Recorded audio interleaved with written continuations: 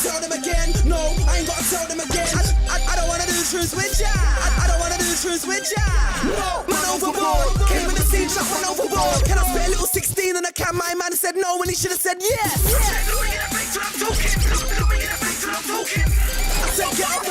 Now the Avenger track off the car mixtape, you got the line in there. I don't want to do tracks with ya. You know what I mean? So that's a bit. It's like kind of like fighting talk. Yeah. You know what I mean? Like what was the motive behind that line there, man? Well, it was kind of like at a time when I first ever thought of that line. It was a time where I was just warring everyone. So I was just literally in a room full of MCs. My other bar was, let's play a game called Best in That Room. Like, I literally was just going at everyone. That's all I knew. I just knew war lyrically. So it's a bar that I've had for no word of a lie. From people from Lucian will tell you, I've had that bar now for over 6 years. Like that line. So it was like, when I made Avenger, I kind of wanted to incorporate it so everyone that's been following my journey still remembers that period of time. But at the same time, it's caused a stir because there's people that remember that lyric from when I was spitting in the ends and get it and don't take offense to it no more. But then there's a whole load of new MCs now and a whole load of people that I'm new to that may take offense to a lyric like that.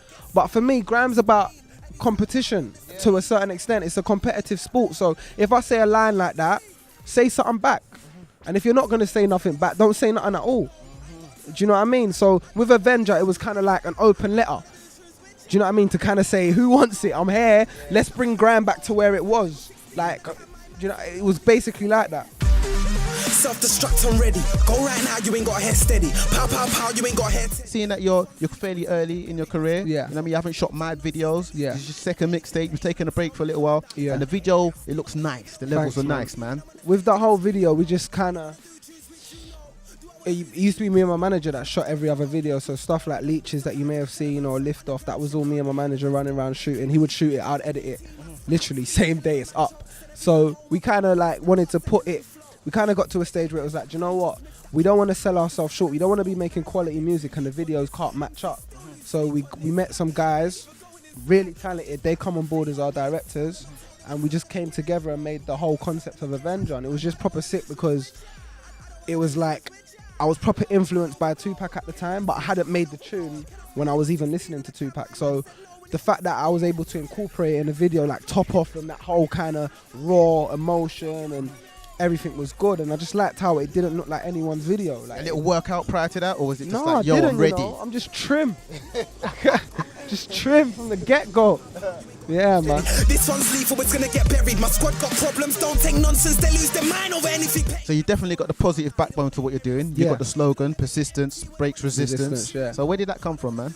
That kind of came from my uncle, because I went to New Zealand about 4 or 5 years ago now for the first time. I've been twice, but this was the first time I went. And I never used to smile.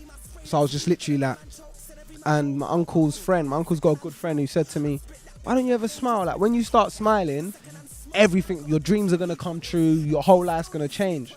So I was doing shows at the time and I was just up there angry, spitting, I don't want to do truth. You know what I mean? Just angry. And then I just started smiling a bit more and everything started changing. Like I was getting way more bookings. I was getting radio interviews. Like everything started, my whole universe just moved when I started smiling. So my uncle then came with a quote, because I was kind of telling him it was difficult for me at the time, making a transition from being an artist from Brockley and feeling like I was kind of trapped in Brockley and I couldn't kind of leave. So he was just like, persistence breaks resistance, like just stay on it.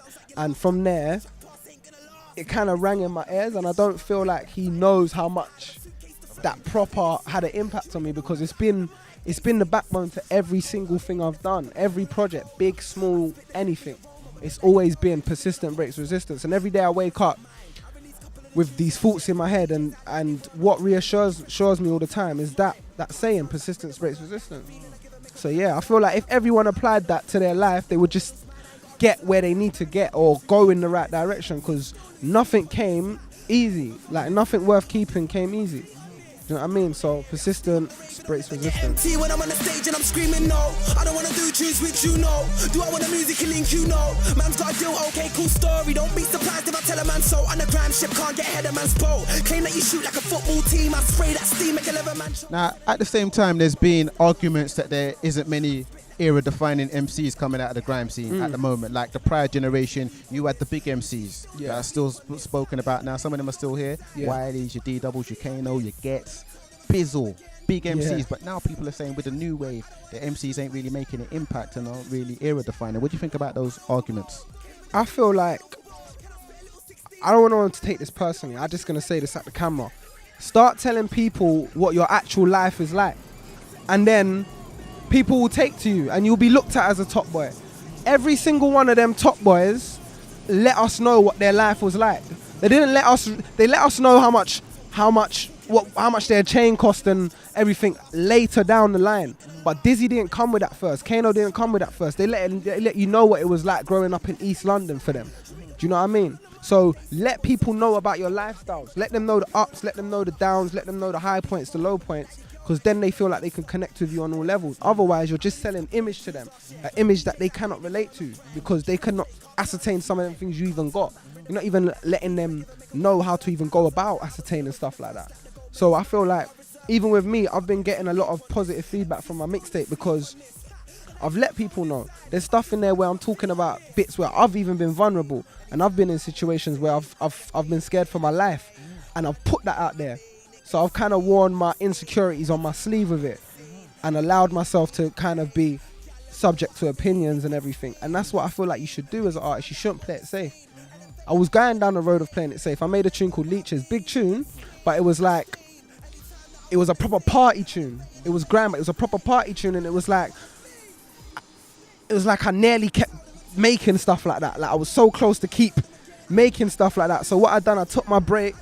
And then in that break, I just kind of got my mind straight and just come to the terms with it's kind of hard being yourself, but you have to be yourself and let people know and don't be scared of getting judged. You say about playing it safe.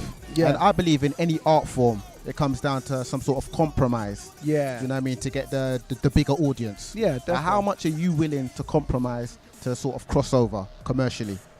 You know, I follow my heart. So if my heart's in something, my heart's in it. But if I feel like this is not for me, don't matter what the gain is, I can't do it because I'm a person, when I wasn't being real to myself and making music, which I felt was real to me, I couldn't even sleep at night. Do you know what I mean? Imagine going into the booth and like, I wouldn't say I was being someone else, but talking about glamorizing a certain aspect of my life, which wasn't as big. Like I was glamorizing a lot of party and I wasn't even partying that much.